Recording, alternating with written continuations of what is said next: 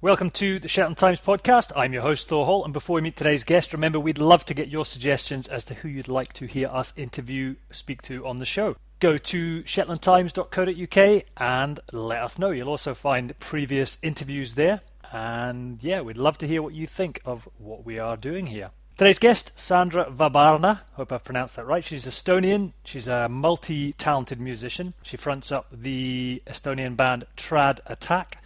Trad.Attack draw their inspiration from archive recordings of old, fantastic Estonian folk singers and instrumentalists, and they create incredible music. Basically, go look them up or go see them at the folk festival if you hear this episode in time. Hope you enjoy my conversation with folk music star Sandra Vabarna. Hello. I'm just, I'm babysitting my brother's daughter at the same time. And she was supposed to have a lunch nap time, and sometimes she has it really short, like today. Great, she can join in, or we can speak later on if it is more convenient. No, it's no problem. It's no problem. She's watching cartoons, and it's okay. So I have an admission for you, Sandra. Okay. A confession. Oh my God.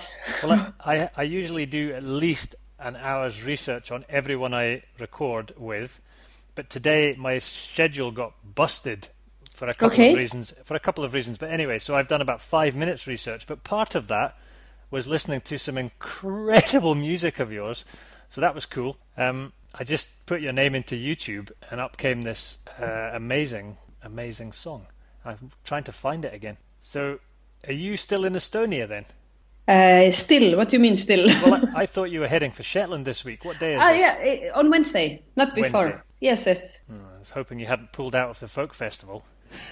No. We are looking forward to come there. Actually, we were already supposed to come there last year, but then we went to tour in China and South Korea.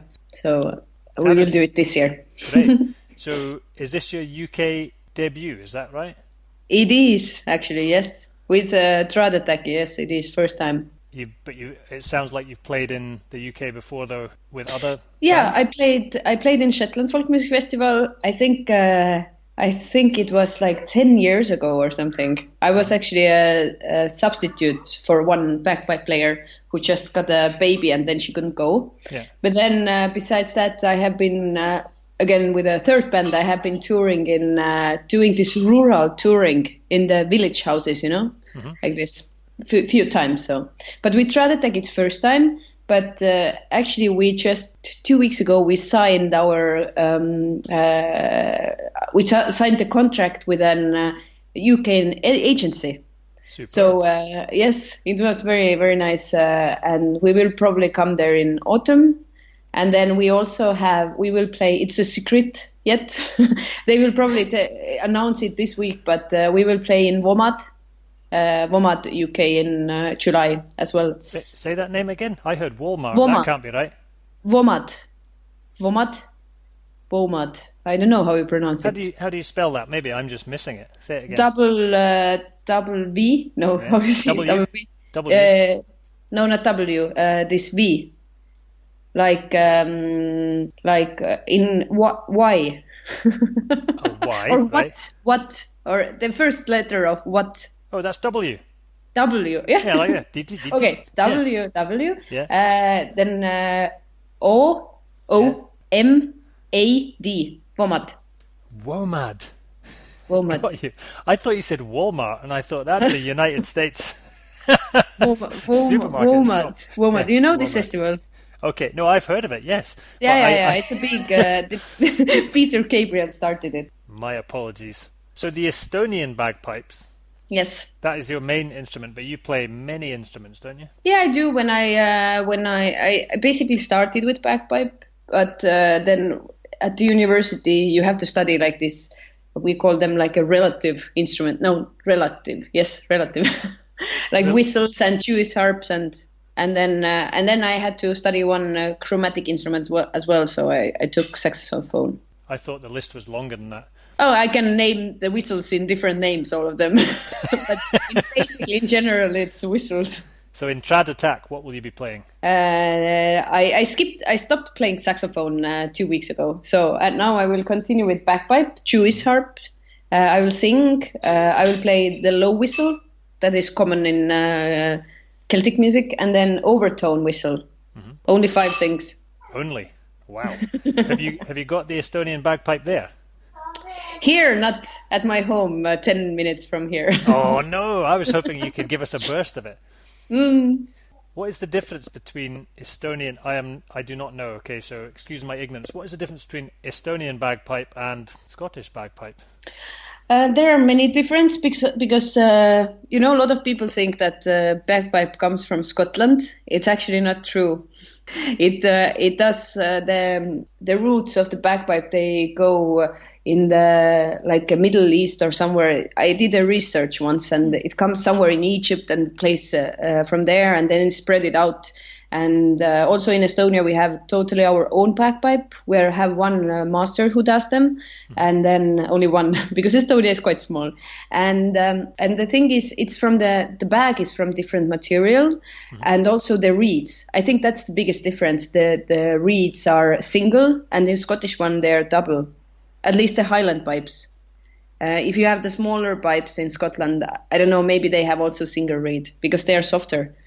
But to compare with the most loudest pipes in Scotland, it has Estonian one has single reed, and the Scottish one has double. And the drones, we don't wear them up here, or we don't have them up there. We have hanging down.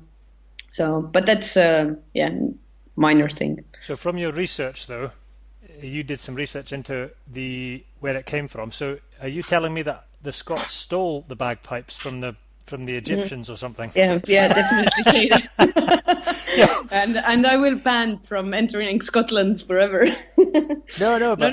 I think it's spread it around. Like in Estonia, it has been from 12th century, and of course it went with the sailors or whoever traveled around, and they say that that was one research I did, one book I read that the roots of the bagpipe went there, but in Europe you have in every country you have a bagpipe, but they are all different. So I think the countries, they took the idea of the instrument, like having a bag and different drones and so on, and then they developed all themselves. So are you next going to tell me that there's Estonian haggis and Estonian whiskey as well, and they're better? No. And they didn't say the bagpipe is better. No, I know. I'm just trying to create some controversy. We have a very good drink here, but it's not whiskey. It's they are not allowed to make it in the south part, but we still do make it some places. Like for example, we had a wedding almost 1 year ago, and then we ordered 50 liters of this drink. It's really strong. It's more than 60 degrees, and it's very good local made. But the government hasn't allowed to do it actually. 60% proof. Yeah. But it's very good. That is crazy. What's it called? Hansa. Yes, Hansa. It's H has a horse. What is the first letter of horse? H. You're right. It's the school when I did this spelling thing at school. Handsa.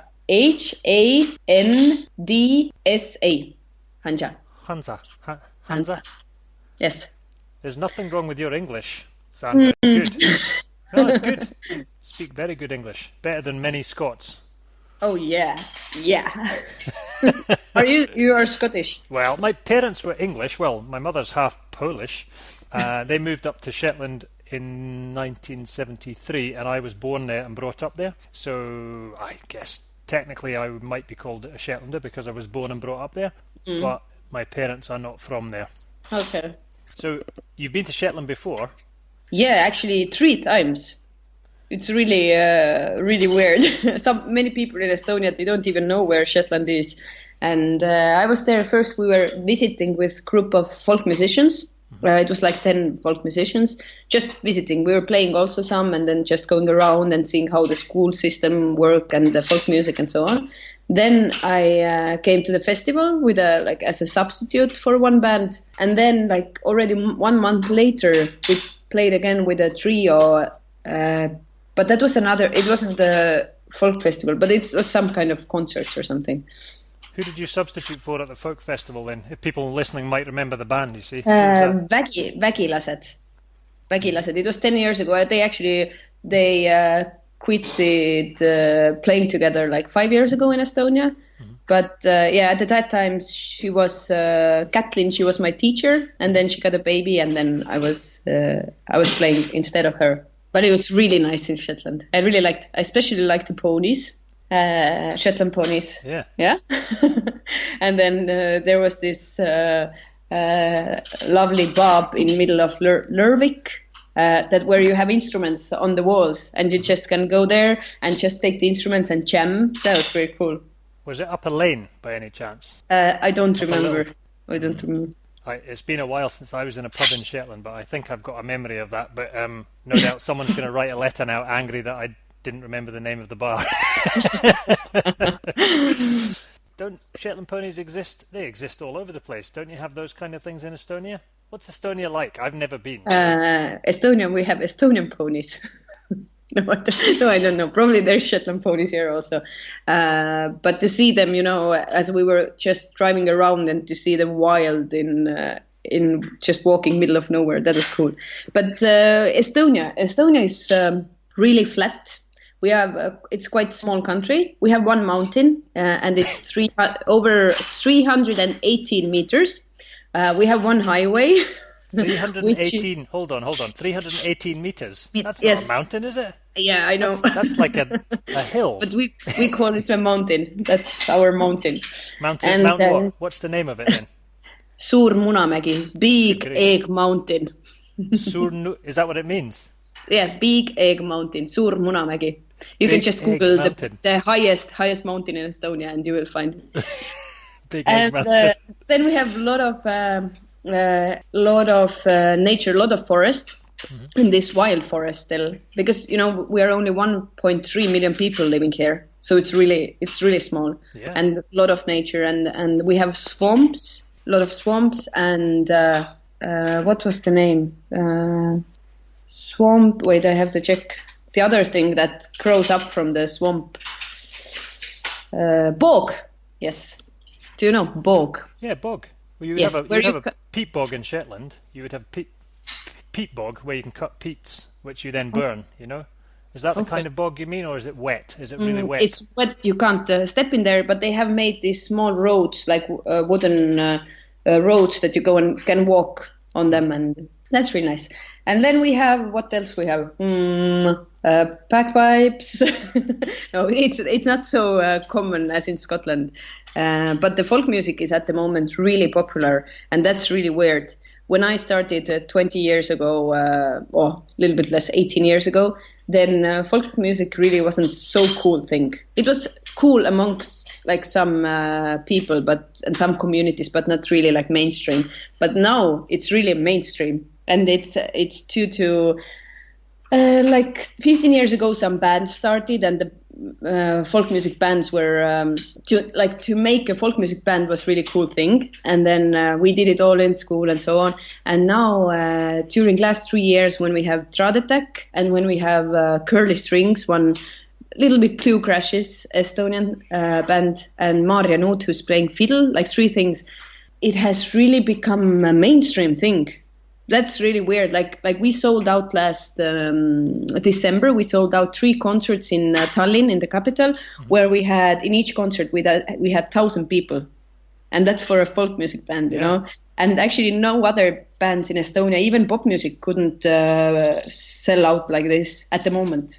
Is that because, sorry? It's very No, I'm sorry. What I was going to ask is, so you were in the the vanguard. You were at the front of that. You say you've been doing it for 20 years. Is that right? Yeah, 20. Okay, band thing, a little bit less, like 15 years or so on, and people kind of know, but they still weren't like really listening. But now we are. Our music is played in radios, like in the mainstream radios, and we won last year. We won the best band and best album award, but in Estonian Music Awards, where you also have pop music, these superstars and all these kind of things, like mainstream things. So that's really nice that this music has been noticed, and it's actually very popular in Estonia.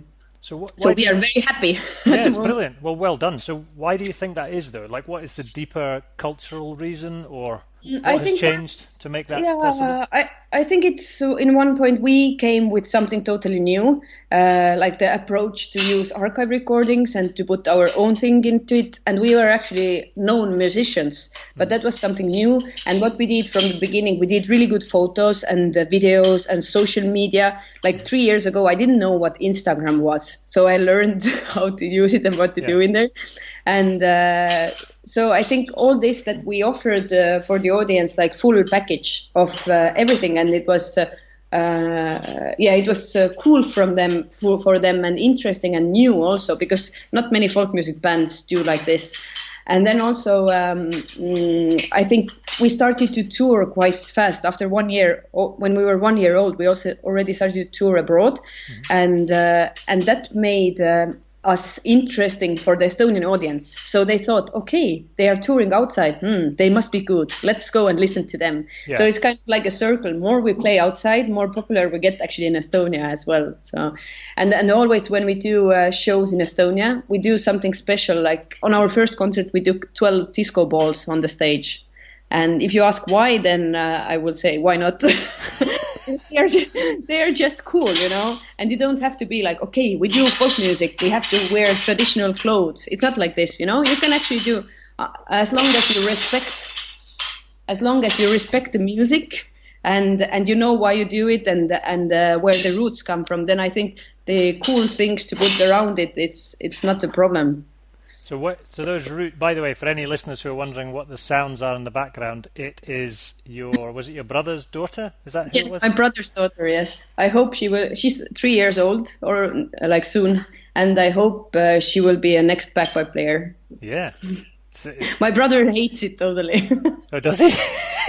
Because he had to grow up with me, and when I was 13, I started to play bagpipes, and we woke up 7 o'clock. I woke up 7 o'clock in the morning, and first thing I did, I started to play pipes, and he was still sleeping, so mad at me all the time. So superb. Yeah, maybe if he could have just woken up once you were good at it, that would have been okay. But he had to hear you learn, yeah. Yep. And he was like, I don't want to go through that again. But we will see what happens with her. Fantastic. Something you said there, it's like what I was trying to get to, because I don't know much about Estonia, and I doubt many people in Shetland will know much about Estonia. I might be wrong, but it was interesting to hear you describe it as flat other than the one big egg mountain and with the bogs and the swamps and the forest. That's not how I imagined it for some reason, but it doesn't matter how I imagined it. But what I was trying to get to is these roots you speak of. So you talk about the new, the trendy, like the marketing that you've managed to do that's made it more popular. Yeah. But what I'm wondering is, what are the traditional roots, like the name of the band, Trad.Attack? Yeah. So I was wondering if you could see if you could unpack that a little for me, explain to me what the traditions are or what the roots of your music are. Yes, of course. The name, first of all, comes... it was still later when we came up with the name. First, it was supposed to be something really boring. And then trad is the short version of traditional. Mm-hmm. And that's why I used that. And then we got this attack. We got... when one night I was really sick and I got a cough and it was like attacking me. And then in the morning I woke up and Heureka, it was the name. But the tradition, actually, it started, 3 years ago, we decided to make a band just for us, like for fun, because we had all the other bands to earn money with and, to make concerts. And this trio was supposed to be just for us. And then we recorded first song and we were singing it ourselves. And then we felt when we were listening it, like, something is missing. Even though we really learned the song, it still doesn't sound like it. And then I got an idea that why not, we have all the technology, why not to try to use the old archive recording on it. And it worked. And it was so good that we were like, wow, we were surprised ourselves. So from that point, we started to use the archive recordings. And we still do. Here where I'm now in Tartu, there is a big archive where you can go and research and find all this stuff. So I go there and find new songs and so on. And sometimes we use the original recordings. Sometimes we get inspiration from them. We sing ourselves when the quality of the recording is really bad, for example. and sometimes we get just some melodies or rhythm part out of it. So it's actually we have tried to find like inspiration from there, because the songs they sing, like for example on our first album, and actually now the upcoming album also, we use a lot of chants and words different than we like spells. Mm-hmm. And if we say them, we haven't actually used them as a tool for example, like when they were making butter, they were saying these words, but we haven't done butter ourselves. So when we say these words, it doesn't sound real. You don't believe it, But when they say it, it's real, because they actually did use these words. So that's why we have continued to use the archive recordings, and also find something. They were like so real. I just found some spell for keeping the wolves away. And then I was listening all the stories on the recordings, that what they said, that there were so many wolves that they came and took the children, and they took the like dogs and puppies and so on, and took them in the forest. And then they had some words to keep the wolves away. So like hearing this, I got all this, chicken something. Goose pimples. We say goose pimples, but you can say chicken pimples if you want. Yes, we are gooses. Yeah. And then because it's they really needed these songs. It wasn't just for entertainment though. So that's why I'm going on archive and finding new material to get inspired from. I love that. Okay, so let me see if I've got this straight. So you are using old recordings of people from Estonia in the olden days who were doing a chant or a spell or an incantation while they were making butter, for example, churning butter, or while they were basically saying a spell to keep the wolves away, because that was a reality for them, that wolves would come and attack their children or take their domestic animals away. Is that right? Yep, that's right. And we also have, like in the first album, one spell where the lady is singing and they were turning to the moon because they believed that the moon has special powers to give you back your energy, to take away the sickness and illness and so on. And that's really, we have also have one video up in YouTube for that, like with that song, and I think that's really powerful, because I remember my grandmother still doing it, not with the same words, but she was saying something to the moon. So what's the song called? Kuukene. How do I spell that? K-U-U K-E N-E. But you can just put the Trad.Attack moon, because we have everything also in English, I think. I will look that up. Yeah. Trad.Attack moon. Is it fair to categorize, so I might be getting way off track here, would it be fair to categorize some of this, so some people might call it, how can I describe it, like some people might say that is the occult, or that is like witchcraft or something. Is that a fair thing to say, or is that going too far? Is it just traditional? Yeah, I don't think it's witchcraft, because people used it for themselves, and in a good way. I don't know, maybe there were some witches doing it also. But I haven't thought it like that. I have I think it was just for their own personal use. So I'm not making any judgment one way or the other. I haven't thought about that, actually. I'm just fascinated by where your material comes from. As I said, I've only listened to one song from you guys so far, and it was energizing. So I don't know, I can't even remember what it was called, but it was, I was just like, whoa! It was like a strong coffee or something, listening to it. Nice. Someone said that it's like a grapefruit juice in the morning. It's a bit stronger than that. Grapefruit juice with a shot of caffeine, I would say.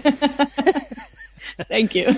So good one. What are you bringing to Shetland then? You said that like you have disco balls or you have something special. What are you going to bring to Shetland, or is that a surprise?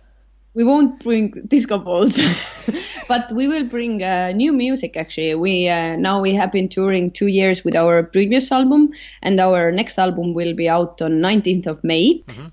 But actually, they are already ready in our basement, so we can't tell it loud, but we will take our new CDs with us, some of them, and we will play the songs first time in Shetland, the new songs then. And how is it playing in Shetland compared to other places? You don't have to say it's better if it's not, or just is it any different in terms of how people receive you there, would you say, than anywhere else? Yeah, I would. What I remember from the previous time that I really liked to play in these small village houses. That it's not only this big festival middle of the city. Well, Shetland is anyway. They don't have big cities, but these village houses to bring your own music like really, really to the countryside. Yeah. I totally like it. You don't get it. Normally festival is a big area somewhere, not really like going out. And I like this part of it. And also I remember like there was so many like musicians are really enjoying the festival. They are really jamming together and they are listening to each other. And not many festivals you see that actually, because the bus comes to the hotel, especially like in Asia. Bus comes, you go play, afterwards they take you back. Sometimes we don't even meet the other players or other bands. So I remember this nice community, like playing together and jamming together whole night. But I was already warned that never go with a Shetland fiddle player, like after the concert and after the jamming, never go to their home because the party will last then like 48 hours. So we are aware of that. You've been warned. Maybe you should try it just once. If somebody can tempt you this time. I did actually try it last time, and it's true.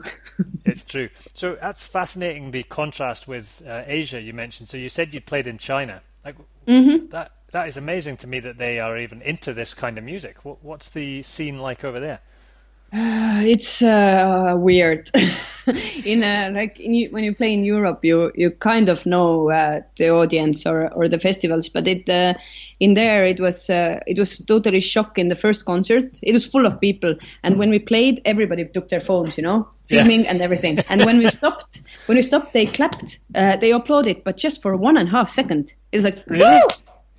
And it was all, and we were like, oh shit, we have to change instruments. Oh my god, what do we do? Because we didn't know that, and then we were like, oh my god. And it was in every concert like that. They applaud really loud, but just for 1.5 seconds. Maybe it's and I don't know why it's like that, but it's kind of I found it hard to really have this warm relationship with the audience because the venues are big, they don't really understand English, and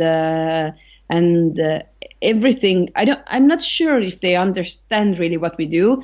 I think we are like exotic part for them. Like for example, if to Estonia there would be some African band, it would be very exotic for us. Yeah. So we are the same to China, I think. Okay, thank you. No, I was genuinely interested in how that would be.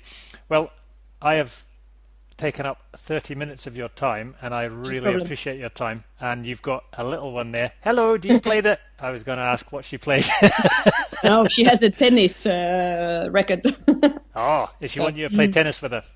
Yeah, my brother wants prefers tennis than bagpipe. What would be the biggest star power in Estonia if you were a successful musician or a successful tennis player? What's the biggest star? What is the biggest star? What do you mean? Yeah, so what would be the biggest? What would be the most popular? Or which would be bigger in society in Estonia? A sports person or a musician? I think inside of Estonia, it would be a musician. Mm-hmm. But